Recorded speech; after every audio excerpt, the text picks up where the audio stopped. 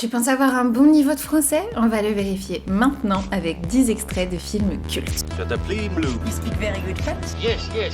My flowers are beautiful. De l'or. De l'or. The burger. Okay. I will eat the burger.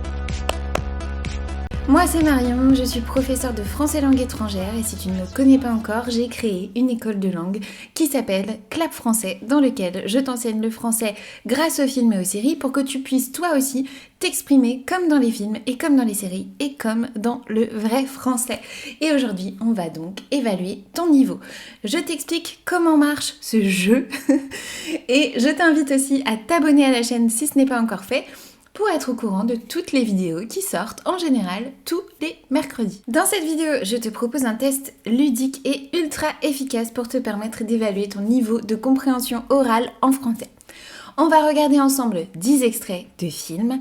Dans chacun des extraits, tu auras la transcription en dessous avec un mot manquant à retrouver. Le principe est simple, tu regardes l'extrait 2 fois, tu notes le mot que tu entends et tu essaies de trouver la définition de ce mot. Je vais t'expliquer comment compter tes points pour évaluer ton niveau, mais le plus intéressant dans tout ça, c'est que tu vas apprendre du nouveau vocabulaire et que tu vas pouvoir t'entraîner à mieux comprendre le français parlé. Alors prends un petit cahier, un crayon, de quoi noter et c'est parti. Reste dans un endroit bien calme, tu vas avoir besoin de te concentrer sur le son. Mets un casque, essaye de t'isoler et prends un petit cahier, on y va.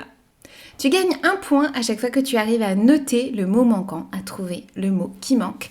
Et un point supplémentaire si tu connais sa définition, ce qu'il veut dire dans le contexte de la vidéo. À la fin, on fera le décompte. Si tu as entre 0 et 5 points, ça veut dire que tu as un niveau plutôt débutant intermédiaire. Si tu as un niveau entre 6 et 10 points, ça veut dire que tu as un niveau plutôt intermédiaire et avancé. C'est très bien. Et si tu as plus de 10 points, bravo, tu es un niveau avancé supérieur et tu comprends déjà très bien le français naturel. On y va? C'est parti. On commence tout de suite avec l'extrait numéro 1, extrait du film Cuisine et dépendance. C'est toujours le même cirque, hein? C'est toujours le même cirque, hein? C'est toujours le même cirque, hein? Alors, est-ce que tu as trouvé? C'était le mot cirque. Cirque, c'est toujours le même cirque. Cirque, dans ce cas-là, ça veut dire quelque chose comme quelque chose de désordonné, quelque chose de désorganisé, ou alors un peu un spectacle un peu chaotique, quelque chose qui se passe pas bien. Ici, c'est toujours le même cirque, c'est toujours la même rengaine, c'est toujours la même chose avec cet ami. Il crée toujours ces mêmes problèmes. Allez, tu peux noter ton score, 1 point si tu as compris le mot et 1 point si tu avais compris le sens dans l'extrait, dans le contexte de l'extrait. On continue l'extrait numéro 2, extrait du même film. Fait, Jacques, est-ce qu'on pourrait décider une bonne fois pour toutes que l'ouvre-boîte, c'est là? Fait, Jacques, est-ce qu'on pourrait décider une bonne fois pour toutes que l'ouvre-boîte, c'est là? Fait, Jacques, est-ce qu'on pourrait décider une bonne fois pour toutes que l'ouvre-boîte, c'est là? Alors, est-ce que tu as trouvé? Le mot manquant, c'est ouvre-boîte. Un ouvre-boîte, c'est cet appareil qu'on utilise pour ouvrir les boîtes, généralement en ferraille, qui renferment des légumes ou des fruits, etc. Un ouvre-boîte, quelque chose qu'on range dans la cuisine. Un ouvre-boîte. Et oui, c'est le genre de vocabulaire qu'on retrouve dans les films français et qui peut être vraiment très pratique aussi dans le quotidien. On continue avec l'extrait numéro 3. Attends, c'est toi, tu m'as dit que tu voulais lever le pied, moi j'ai pas... Non, mais j'ai pas changé d'avis, mais... Attends, c'est toi, tu m'as dit que tu voulais lever le pied, moi j'ai pas... Non, mais j'ai pas changé d'avis, mais...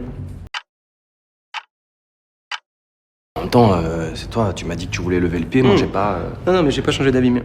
Le mot manquant ici, c'était lever dans l'expression lever le pied. Lever le pied, ça veut dire ralentir, faire les choses, baisser un peu le rythme, lever le pied. Ça vient de lever le pied de l'accélérateur, mais on peut l'utiliser pour beaucoup de choses. Par exemple, en ce moment j'ai énormément de travail, mais il faut que je lève le pied, sinon je vais me fatiguer. Si tu as compris le mot et l'expression, c'est 2 points, tu es au courant maintenant. On continue avec l'extrait numéro 4. J'ai un bébé sur les bras, je trouve pas sa mère, j'ai tout perdu, mon portefeuille, nos passeports, et à la fin, j'ai plus de couches et il pleut. J'ai un bébé sur les bras, je trouve pas sa mère, j'ai tout perdu, mon portefeuille, nos passeports, et à la fin, j'ai plus de couches et il pleut. J'ai un bébé sur les bras, je trouve pas sa mère, j'ai tout perdu, mon portefeuille, nos passeports, et à la fin, j'ai plus de couches et il pleut. Le mot qui nous manque ici avec Oh merci, c'est le mot couche. On parle de bébé, on parle de couche. Les couches, ce sont ces choses qu'on utilise pour les bébés qui ne savent pas encore aller aux toilettes tout seuls. Et donc, couche ici, couche, diapers en anglais. C'est vraiment encore une fois du vocabulaire de la vie quotidienne que vous allez pouvoir retrouver dans les films français. On continue avec l'extrait numéro 5. Ça pleut ou pas? Ça pleut ou pas? Ça pleut ou pas? Extrait beaucoup plus court et mots beaucoup plus courts. Parfois ces mots ils vous embêtent un petit peu. Ici, le mot qu'on recherche c'est ça. Ça pleut ou pas? Ça pleut ou pas? C'est peut-être rare pour vous de l'entendre comme ça. En général, on dit il pleut. Il pleut ou pas? On peut utiliser ça aussi dans le sens un peu de est-ce que ça va pleuvoir? Il y a un côté un petit peu plus peut-être aussi de la campagne ou un peu moins courant, plus familier, un peu moins joli. Alors ça pleut? Voilà, ça pleut ou pas?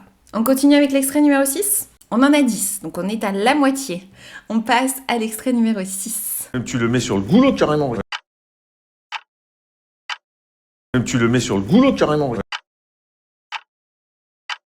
Même tu le mets sur le goulot carrément. Le mot ici c'est goulot. Le goulot de la bouteille, c'est cette partie en haut de la bouteille où on va pouvoir boire ou verser le cou ici un peu de la bouteille, le goulot. Alors est-ce que tu l'avais entendu celui-là et est-ce que tu le connaissais? Si oui, 2 points du coup. Et on continue avec l'extrait numéro 7. On a rarement envie d'aller à un enterrement. On a rarement envie d'aller à un enterrement. On a rarement envie d'aller à un enterrement. Ouh, cet extrait, il aurait été parfait pour faire du shadowing et travailler le rrr. On a rarement envie d'aller à un enterrement. Un enterrement. Le mot qui nous manquait ici, c'était enterrement. L'enterrement, c'est donc la cérémonie funéraire, les funérailles, qui est plus proche peut-être de l'anglais, et donc un enterrement. Enterrement, avec le mot terre à l'intérieur. C'est pas le mot de vocabulaire le plus joyeux, mais c'est important aussi à connaître. On continue avec l'extrait numéro 8. Vous allez l'inviter à prendre un verre ici ce soir et tenter de lui tirer les verres du nez. Vous allez l'inviter à prendre un verre ici ce soir et tenter de lui tirer les verres du nez. Vous allez l'inviter à prendre un verre ici ce soir et tenter de lui tirer les verres du nez. Le mot qui vous manquait ici, c'est verre. Verre, V-E-R-S. De l'expression tirer les verres du nez. Tirer les verres du nez. C'est une expression imagée un peu dégoûtante, on peut le dire. Mais en tout cas, ça veut dire essayer de soutirer des informations à quelqu'un de manière assez insistante, tirer les verres du nez. Attention à ne pas confondre ce verre, donc le verre de terre aussi. Et puis vous avez aussi le verre du verre pour boire qui s'écrit différemment. Et le vert, la couleur vert ou le vert aller vers quelque chose qui s'écrit encore d'une autre manière.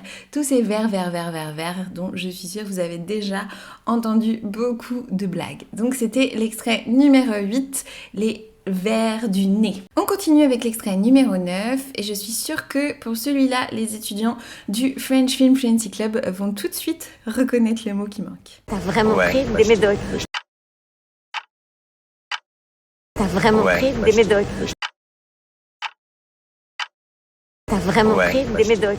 En effet, c'était un extrait de film qu'on avait déjà utilisé dans le club.